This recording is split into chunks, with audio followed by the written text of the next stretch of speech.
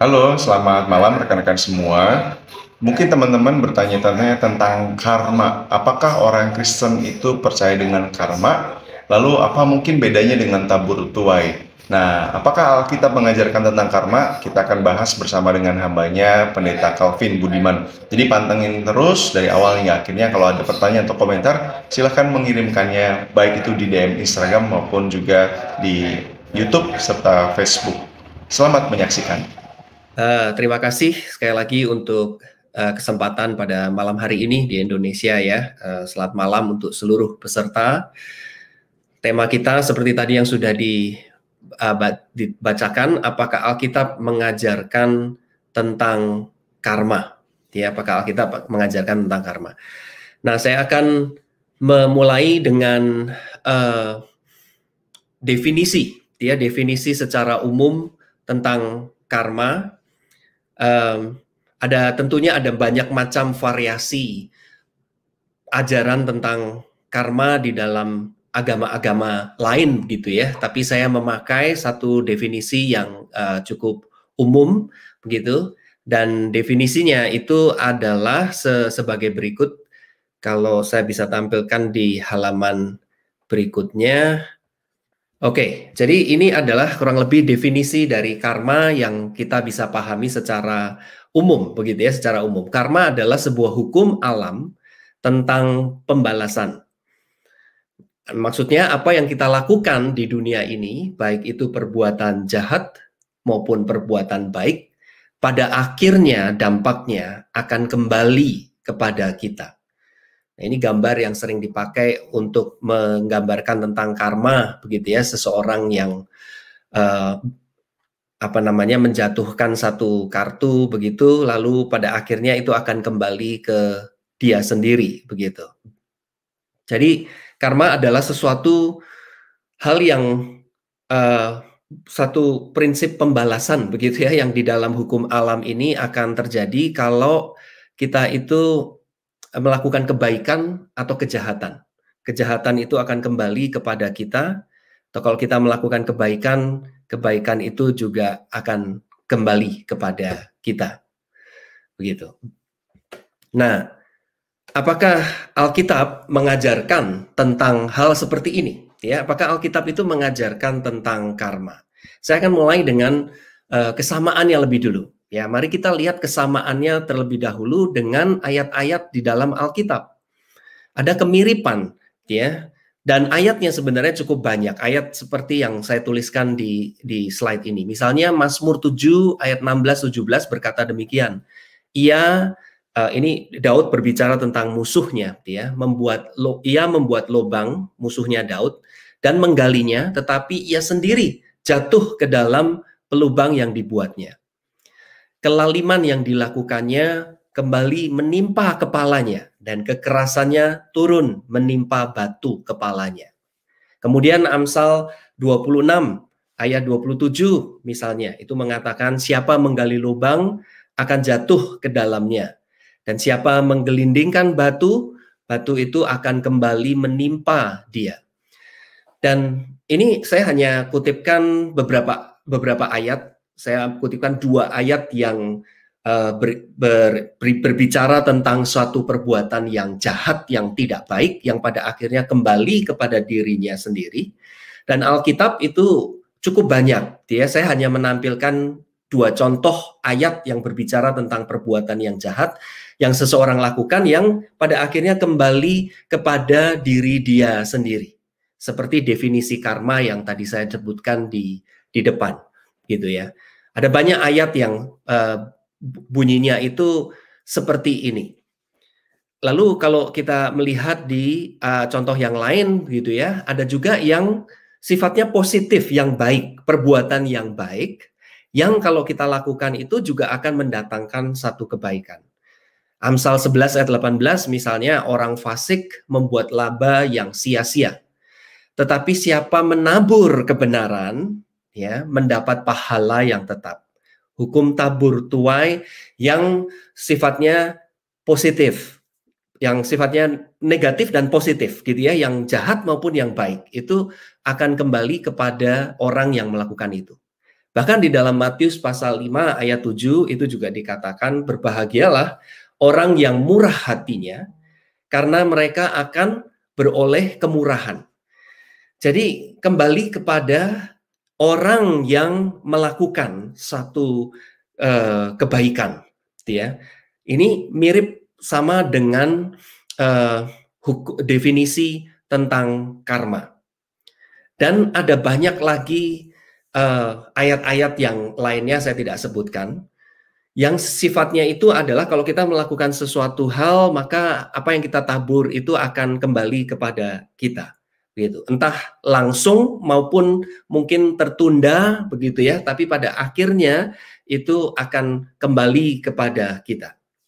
Nah, itu adalah kesamaannya. Artinya Alkitab itu juga mengajarkan kepada kita bahwa ada hal-hal yang sifatnya itu seperti membalas apa yang di dalam dunia ini, akan membalas apapun yang kita lakukan.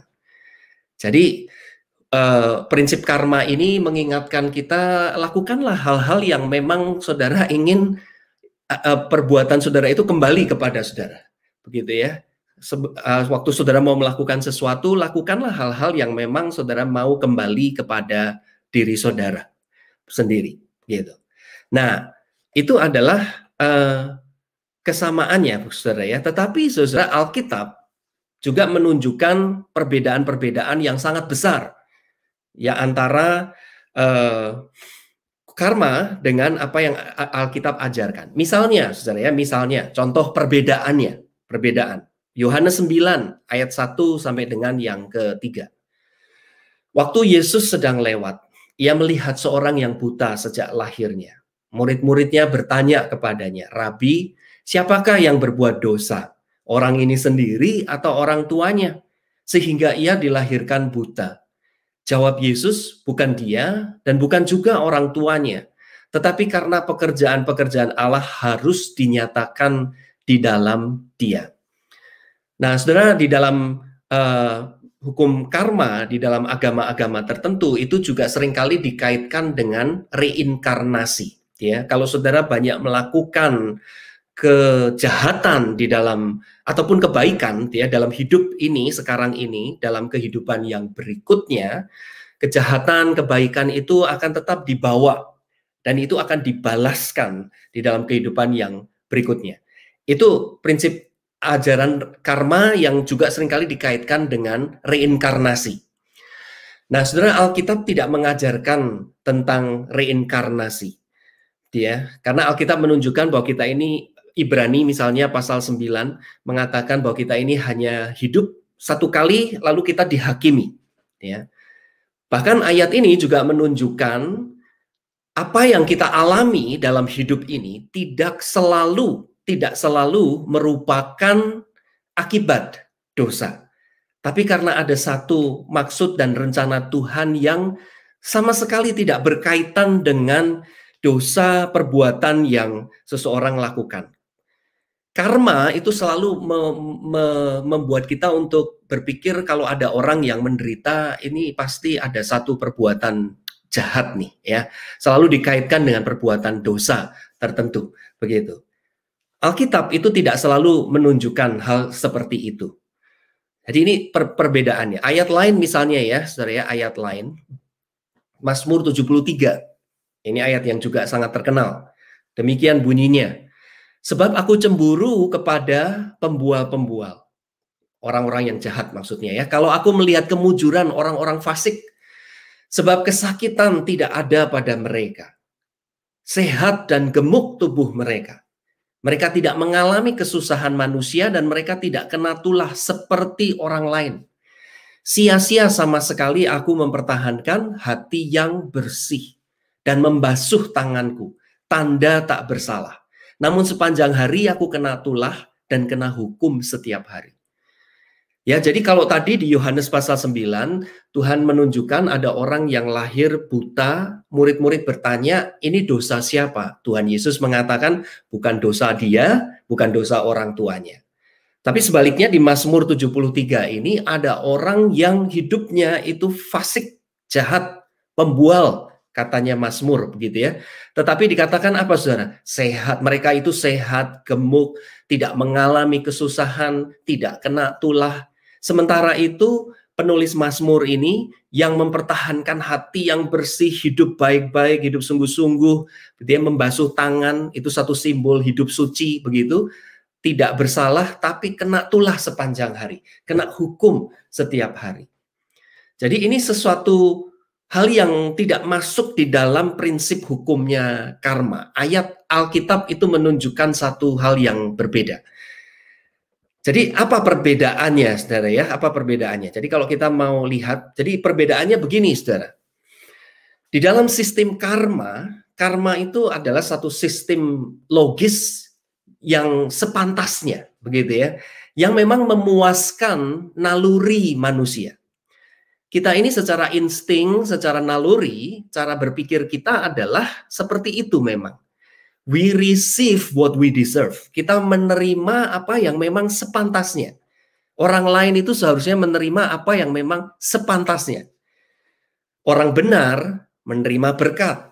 Itu sepantasnya. Orang jahat menerima musibah. Itu logis, sepantasnya. Begitu. Itu memuaskan naluri kita. Itu memang sesuatu prinsip yang umumnya demikian. Sehingga di dalam agama apapun sebenarnya ada unsur-unsur ini. Gitu ya, ada unsur-unsur ini. Tetapi kekristenan itu mengajarkan sesuatu yang sebenarnya lebih kompleks begitu dari prinsip yang sifatnya logis seperti ini. Ini sistem karma, saudara ya. Kalau saudara perhatikan itu, orang benar menerima berkat, orang jahat menerima musibah. Tapi kalau kita perhatikan di dalam Alkitab, sistem Alkitab itu berbeda, saudara. Sistem Alkitab adalah sistem kasih karunia yang melampaui hal-hal yang sepantasnya. Yang Alkitab tekankan adalah we receive what we don't deserve. Kita menerima apa yang sebenarnya tidak pantas bukan dalam arti negatif, tetapi melebihi apa yang sepantasnya, begitu ya, apa yang sepantasnya. Kalau saya boleh kembali sedikit pada hukum karma ini, saudara ya. Ini adalah juga sebenarnya satu sistem keadilan yang normal-normal itu seperti ini. Kalau saudara mengingat misalnya kisah Abraham di dalam kisah Sodom dan Gomora, Kejadian 18 ya, sebelum Tuhan menghukum Sodom dan Gomora. Apa pertanyaan Abraham kepada Tuhan, saudara? Pertanyaan Abraham kepada Tuhan sebelum Tuhan menghukum Sodom dan Gomora adalah, Tuhan, apakah engkau akan menghukum orang benar bersama-sama dengan orang fasik? Lalu jawaban Tuhan adalah, kalau sudah perhatikan, Tuhan itu membenarkan prinsipnya Abraham, pola pemikirannya Abraham. Tuhan mengatakan, kalau ada orang benar, aku tidak akan menghukum Sodom dan Gomora. Tapi ternyata Tuhan menghukum, berarti tidak ada memang di situ orang yang benar pada waktu itu. Satu-satunya keluarga orang benar itu sudah keluar dari kota Sodom dan Gomora. Tapi prinsipnya adalah memang hukuman itu adalah untuk orang yang berdosa. Sepantasnya seperti itu. Ya, sepantasnya seperti itu. Tetapi saudara, Alkitab itu mengajarkan kepada kita satu kacamata yang lebih luas, satu cara pandang yang lebih luas tentang kehidupan ini yang lebih kompleks begitu ya. Karena ada orang benar yang memang menerima berkat, tapi juga mengalami musibah, begitu ya. Tapi juga mengalami musibah. Sebaliknya, itu yang kalau di dalam bagan ini gray area itu, saudara ya. Sebaliknya ada orang jahat yang memang mengalami musibah, tetapi juga mengalami berkat-berkat Tuhan, begitu. Jadi, saudara, di dalam Alkitab kita melihat misalnya Kristus disalibkan. Tuhan Yesus itu orang benar, saudara, tapi dia mati seperti itu. Ada satu buku yang menceritakan tentang seseorang dari Jepang, begitu ya, bukan orang Kristen yang baru pertama kali datang di Amerika melihat begitu banyak gereja di Amerika. Lalu di satu tempat itu ada gambar tentang Tuhan Yesus yang mati di atas kayu salib. Lalu komentar dia adalah pada waktu melihat gambar itu dia bertanya, ini dosa apa yang orang itu lakukan sehingga dia mati seperti itu? sehingga dia mati disalibkan seperti itu. Itu dosa seperti apa begitu ya yang dia lakukan. Saudara, kalau saudara melihat, berpikir di dalam prinsip karma, melihat orang mati seperti itu, Yesus disalibkan, kita langsung berpikirnya itu pasti karena akibat dosa. Memang betul saudara ya, akibat dosa, tetapi bukan dosanya dia sendiri. Dia mati untuk orang lain. Begitu, dia mati untuk menebus dosa orang lain. Sehingga kita yang tidak pantas menerima anugerah keselamatan, itu bisa diselamatkan. Keselamatan itu sesuatu yang di luar hal yang sepantasnya yang kita terima. Prinsip karma akan sulit untuk memahami karunia keselamatan yang kita terima. Begitu. Bahkan saudara ya, di dalam berkat-berkat yang kita terima setiap hari pun, kenapa Alkitab mengatakan kita harus selalu bersyukur, mensyukuri. Karena apa yang kita terima setiap hari, kalau kita pikir-pikir, saudara ya, sebenarnya itu melebihi dari apa yang sepantasnya kita terima. Kita ini orang berdosa, orang yang masih suka berbohong, menipu, begitu ya, berpikir hal yang tidak benar, tapi Tuhan terus memberkati kita. Itu lebih daripada yang sepantasnya. Bahkan orang jahat pun yang mengalami musibah, kalau kita pikir-pikir juga menurut prinsip Alkitab, di dalam musibah itu Tuhan pun sebenarnya menyatakan kebaikannya. Kitab Roma itu mengingatkan bahwa maksud Tuhan memberikan hukuman adalah supaya orang itu bertobat. Jadi di dalam hukuman pun ternyata ada berkat-berkat dan ada kebaikan dari Tuhan. Jadi saudara, apa yang kita terima itu melampaui apa yang sepantasnya. Itu yang Alkitab ingatkan kepada kita. Perbedaan yang lain, saudara ya, perbedaan yang lain. Di dalam sistem karma, fokusnya itu selalu adalah kepada diri kita sendiri, nasib kita, hidup kita, self-centered, gitu ya. Nanti hidupku bagaimana? Masa depanku bagaimana? Kenapa aku melakukan kebaikan sekarang? Kenapa aku berusaha untuk hidup baik, hidup benar? Supaya aku kan ya, mengalami satu hidup yang baik, supaya aku diberkati, supaya aku hidupnya senang, hidupku bahagia, self-centered gitu ya, kepada diri kita sendiri.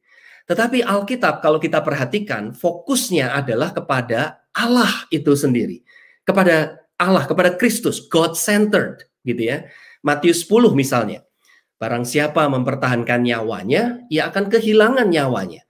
Dan barang siapa kehilangan nyawanya karena aku, ia akan memperolehnya.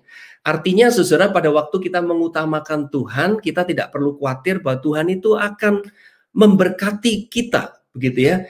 Seperti di dalam Matius 6 ayat 33 itu, carilah dulu kerajaan Allah, maka semuanya ditambahkan kepadamu. Jadi di dalam Alkitab itu pun juga ada satu lingkaran kalau saudara perhatikan saudara ya. Lingkaran di mana kalau saudara mengutamakan Tuhan, berkat Tuhan itu akan mengikuti saudara. Saudara tidak perlu khawatir begitu. Berkat Tuhan itu akan mengikuti. Kalau kita mengutamakan Tuhan, berkat itu akan mengikuti begitu. Jadi, tapi kalau karma itu fokusnya adalah kepada diri kita sendiri. Jadi sesuatu sistem, dua sistem yang berbeda, saudara ya. Dua sistem yang berbeda. Satu lagi, saudara ya. Karma itu adalah satu sistem seperti sistem perdagangan, begitu. Kalau kita hutang, ya kita harus bayar. Kalau kita menanam, kita akan menuai. Kita invest, kita akan menuai. Ini hukum alam itu memang nature itu seperti itu, ya. Nah, saudara, kalau sistem ini dibawa ke dalam hubungan kita dengan Tuhan, ya, hubungan kita dengan Tuhan, kita juga akan memperlakukan Tuhan dengan prinsip dagang seperti ini, saudara. Kita itu pikirannya menjadi dua hal. Kalau bukan kita yang hutang sama Tuhan, Tuhan yang hutang sama kita. Begitu. Ini seperti hukum dagang, begitu, saudara ya. Saya melakukan kebaikan supaya dibalas sama Tuhan, ya. Tapi kalau melakukan kejahatan nggak mau dibalas sama Tuhan. Kalau melakukan kebaikan kita mau dibalas sama Tuhan. Itu kita memperlakukan Tuhan jadi seperti dagang begitu. Kita hutang sama Tuhan atau Tuhan yang hutang sama kita. Nah, Alkitab, saudara, sistemnya itu bukan seperti itu. Sistem Alkitab adalah dalam hubungan kita dengan Tuhan khususnya, saudara ya. Itu satu sistem hubungan kasih. Saudara lihat misalnya Mazmur 119. Betapa ku cintai Tauratmu, aku merenungkannya sepanjang hari. Betapa manisnya janji-janjimu itu. Lebih baik daripada madu di mulutku. Lebih baik 1 hari di pelataranmu daripada 1000 hari di tempat lain. Ini orang yang penulis Mazmur ini membayangkan hubungan dia dengan Tuhan seperti apa, saudara? Seperti orang yang jatuh cinta, saudara. Yaitu yang menjadi fokus utamanya adalah orang yang kita cintai itu.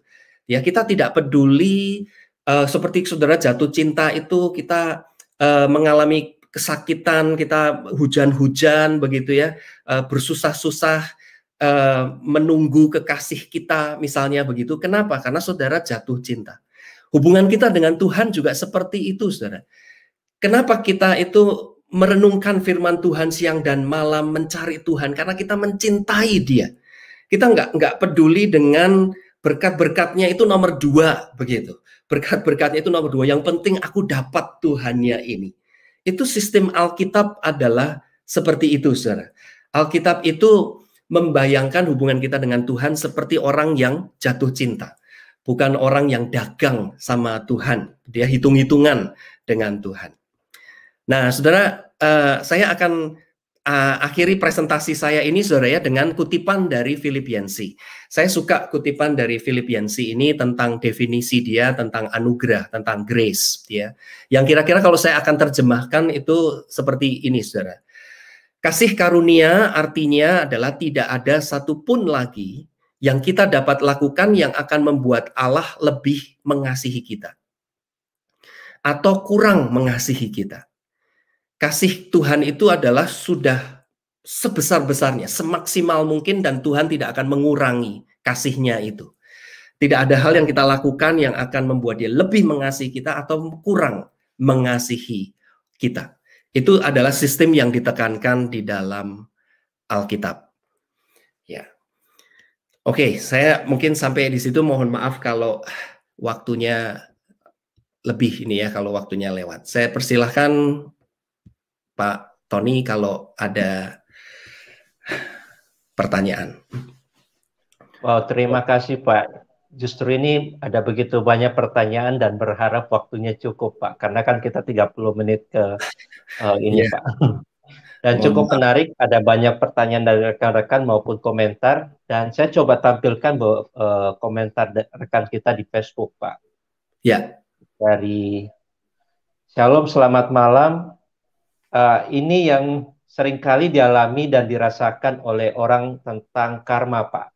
Atau tepatnya hukum tabur tuai. Dan dia menyampaikan juga terima kasih, Pak, untuk malam hari ini sangat memberkati saya dan rekan-rekan juga yang lain sama menyampaikan Pak. Dan rekan-rekan juga saya perlu menyampaikan yang belum sempat ikut dari awal nanti bisa langsung menyaksikan di YouTube dari Bara Digital Ministry karena ada banyak poin yang sudah disampaikan dan ada slide-slide yang menggambarkan tentang Alkitab versus karma dan cukup menarik apa yang disampaikan dan saya juga sudah mencatat, namun nggak mungkin kita bisa uraikan lagi. Baik, ada pertanyaan Pak langsung dari Facebook Pak, dari rekan kita Pak Henry Suryadinata. Selamat malam Pendeta Calvin, mau tanya bagaimana dengan perumpamaan siapa yang menabur, dia akan menuai yang ada di Alkitab Pak, dikarenakan banyak orang di luar atau agama lain yang menyatakan sama dengan ajaran yang mereka anut Pak. Dan dia juga menyampaikan dan mungkin bedanya gitu dengan agama lain Pak, mungkin itu Pak. Iya. Ya, saya memang tidak mengaitkan ajaran karma ini secara khusus dengan agama-agama lain. Saya lebih memakai ini di dalam prinsip umum, begitu ya, secara umum bahwa ini adalah memang satu hukum umum yang berlaku bukan hanya di dalam agama Buddha, tetapi juga di dalam kekristenan pun ya itu ada satu kemiripan bahwa kita akan menerima balasan dari apa yang kita lakukan. Seperti ayat-ayat yang tadi saya tunjukkan di depan itu, dia orang yang menggali lubang akan jatuh ke dalam lubang itu sendiri, orang yang menggelindingkan batu, batu itu akan menimpa dia sendiri. Tapi sebaliknya orang yang melakukan satu kebaikan juga dia akan dibalas kebaikannya, melakukan kemurahan, dia akan menerima kemurahan. Secara umum demikian. Tapi yang saya tunjukkan malam hari ini adalah Alkitab itu tidak hanya berhenti di situ. Alkitab itu membukakan kepada kita suatu dimensi realita yang lebih kompleks daripada itu. Secara normal, natural, sepantasnya memang seperti itu. Tapi di dalam Alkitab itu membukakan kepada kita ada banyak hal di dalam dunia ini yang terjadi di luar, melebihi ya apa yang sepantasnya. Bukan sesuatu yang tidak pantas, tetapi Tuhan itu selalu melakukan yang lebih. Jadi pada waktu misalnya Tuhan itu mengatakan bahwa berbahagialah orang yang murah hatinya karena dia akan ditunjukkan kemurahan, ya. Itu satu kalau kita mengerti di dalam hukum karma, maka kemurahan yang orang itu akan terima mungkin kita bayangkan sebanding dengan apa yang dia lakukan. Ya, di dalam hukum karma itu ada satu seperti timbangan begitu, bahwa seberapa banyak kita melakukan kebaikan ya seperti itu kita akan dibalas. Tapi Alkitab itu mengingatkan kita apa yang Tuhan lakukan terhadap kita itu seringkali berlebihan. Termasuk di dalam, jadi tidak proporsional, termasuk di dalam berkat-berkat yang Tuhan itu berikan. Seperti kalau misalnya kita ingat kasusnya, banyak contoh kasus seperti misalnya anak yang hilang, begitu ya, anak yang hilang, yang kembali kepada bapaknya. Lalu bapaknya itu membuat pesta pora untuk anak yang kurang ajar seperti ini. Itu kalau saudara prinsipnya hukum karma, saudara susah untuk mengerti cerita seperti itu. Bagaimana anak yang durhaka, yang kurang ajar pada orang tuanya diberkati seperti itu, ya. Dan banyak contoh yang lain, saudara ya, orang-orang yang dipakai oleh Tuhan yang sebenarnya tidak pantas begitu. Tapi Tuhan itu berlebihan, berlimpah di dalam kemurahannya, di dalam kasihnya, sehingga orang yang berdosa seperti kita ini bisa diberkati dan bahkan bisa dipakai oleh Tuhan. Ya. Cukup menarik Pak pembahasannya. Ya. Pak, ada yang bertanya di Instagram Pak, kita akan sampaikan. Apakah akan menjadi karma Pak? Mungkin tadi sempat mendengar istilah ini. Ketika saya meninggalkan pacar dan memilih yang dicintai Pak, artinya mungkin seringkali anak-anak muda yang punya banyak pasangan dan tiba-tiba itu merasa wah suatu saat mungkin itu akan turun ke anak saya Pak. Artinya apa yang saya perbuat saat ini itu akan mengalir. Ada juga istilah buah itu nggak jauh dari pohonnya dan sebagainya. Dan bagaimana menjelaskan kepada mereka bahwa apa yang kita sudah perbuat di masa lampau itu sudah diselesaikan, dan mungkin Pendeta Calvin bisa memberikan pemahamannya lebih baik lagi Pak. Ya, Roma pasal 8 ayat 1 itu mengatakan bahwa setiap orang yang ada di dalam Kristus itu tidak ada lagi hukuman, tidak ada lagi kutukan, begitu. Artinya kita itu hidup di bawah satu hukum kasih karunia Tuhan, hukum yang berbeda daripada hukum karma, hukum keadilan, ya. Bukan berarti kemudian lalu kalau kita melakukan dosa, kita itu boleh sembarangan melakukan dosa. Kalau kita sudah pernah melakukan kesalahan, berdosa, dan kita menyadari kebersalahan kita itu, Alkitab juga mengingatkan kita, ya bertobatlah, begitu kan ya, kalau kita memang melakukan satu kesalahan, begitu. Jadi tapi di luar itu semua, Tuhan itu sebenarnya maksudnya kepada kita adalah menunjukkan kasihnya. Itu yang terutama, begitu. Cuma bentuk dari kasih Tuhan itu bisa merupakan satu kesenangan, kebahagiaan, tapi juga bisa melalui satu lembah kekelaman, begitu ya. Yang itu pun juga bisa merupakan satu berkat Tuhan. Tetapi di dalam hukum kasih karunia Tuhan, apapun yang terjadi dalam hidup kita, kita mesti menyadari itu sebagai satu kebaikan Tuhan, suatu pernyataan kebaikan Tuhan. Bisa saja memang apa yang kita lakukan itu akan mendatangkan satu hukuman, ya. Tapi kita harus selalu ingat bahwa di dalam Tuhan, apapun bentuk yang terjadi dalam hidup kita sebagai anak-anak Tuhan, Tuhan itu menunjukkan kebaikannya. Entahkah itu sesuatu yang menyenangkan atau kurang menyenangkan bagi kita, begitu ya. Tapi di dalam kasih karunia Tuhan, Tuhan itu bisa memakai itu semua untuk satu kebaikan bagi kita. Bahkan hal yang sepertinya satu penderitaan pun bisa mendatangkan satu kebaikan bagi kita. Semoga itu menjawab. Oh, terima kasih Pak. Ini cukup banyak pertanyaan, tapi karena waktu ya Pak. Ada satu pertanyaan sebagai penutup Pak. Mungkin Pendeta Calvin seringkali mendengar ya. Jadi kadang-kadang di daerah-daerah tertentu masih percaya bahwa walaupun mereka sudah percaya kepada Kristus, masih punya kepercayaan bahwa binatang itu suatu saat akan punya tempat sendiri dan sebagainya. Nah, berbicara tentang hal ini, bagaimana dengan kekristenan, Pak? Atau Alkitab sendiri menyatakan tentang binatang itu kemana perginya, Pak? Seperti itu.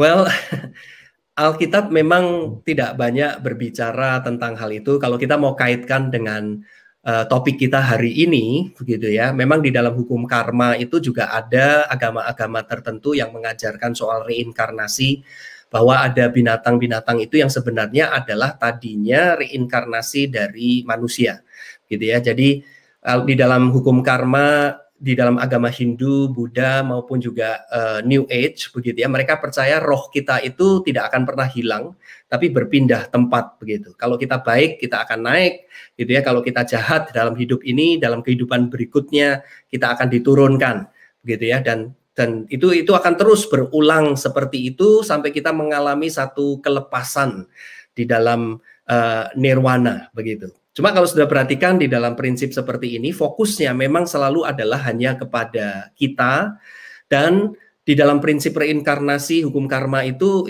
prinsip yang tidak ada pribadi, maksudnya tidak ada Allah yang berpribadi di dalamnya, begitu. Jadi hukum inilah yang mengikat kita terus-menerus, sehingga kita sebenarnya hidup terus-menerus di dalam satu ketakutan, begitu. Nah, Alkitab itu memang memisahkan tentunya.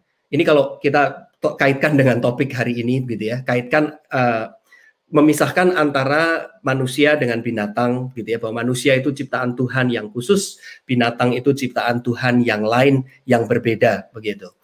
Di dalam kitab Pengkhotbah itu ada satu sedikit indikasi bahwa roh manusia itu, maksudnya roh manusia yang meninggal naik ke atas kembali kepada Tuhan, roh binatang itu turun ke bawah, itu ada kalimat seperti itu. Tapi mungkin ada contoh lain lagi, misalnya di dalam kitab Ayub. Kalau saudara membaca kitab Ayub, Ayub itu memiliki begitu banyak ternak, begitu ya. Pada waktu dia itu kaya, lalu mengalami musibah, dia hilang semua. Lalu pada waktu Tuhan mengembalikan kondisinya, dikatakan bahwa Ayub itu dikembalikan 2 kali lipat. 2 kali lipat dalam arti Tuhan itu menciptakan satu hewan-hewan ya 2 kali lipat dari apa yang Ayub miliki sebelumnya, ternak yang dia miliki sebelumnya. Tapi dikatakan anak yang dia miliki itu jumlahnya tetap sama. Kenapa kok tidak 2 kali lipat? Sebenarnya itu juga 2 kali lipat, tapi roh anaknya yang sudah meninggal itu ada di surga, begitu ya. Lalu Tuhan tambahkan anak-anak yang baru kepada Ayub, begitu. Jadi roh kita dengan roh binatang itu memang berbeda, gitu ya, berbeda dan tidak ada kaitannya. Kalau itu mau dikaitkan dengan topik kita hari ini, ya, tentang karma, begitu. Begitu Pak Tony. Oh, terima kasih Pak. Ini cukup jelas buat kita semua dan menjawab pertanyaan rekan-rekan selama ini tentang hal ini Pak. Dan seperti biasa di akhir kita akan menutup dan menyampaikan juga terima kasih buat rekan-rekan yang sudah menyaksikan dan memberikan pertanyaan. Namun mohon maaf ketika ada yang bertanya belum sempat dibahas malam hari ini karena keterbatasan waktu.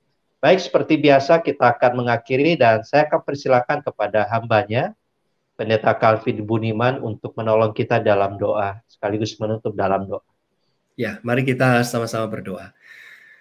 Bapa di surga, sekali lagi kami bersyukur Tuhan untuk malam hari ini.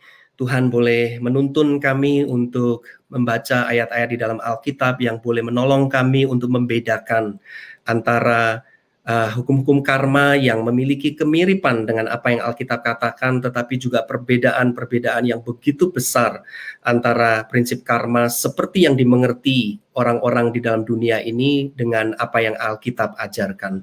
Tolong kami Tuhan untuk kami hidup di dalam prinsip yang benar seperti apa yang Alkitab ajarkan, yang boleh menolong kami untuk mensyukuri setiap kebaikan, kasih karunia Tuhan, pimpinan Tuhan, dan berkat-berkat Tuhan di dalam hidup kami.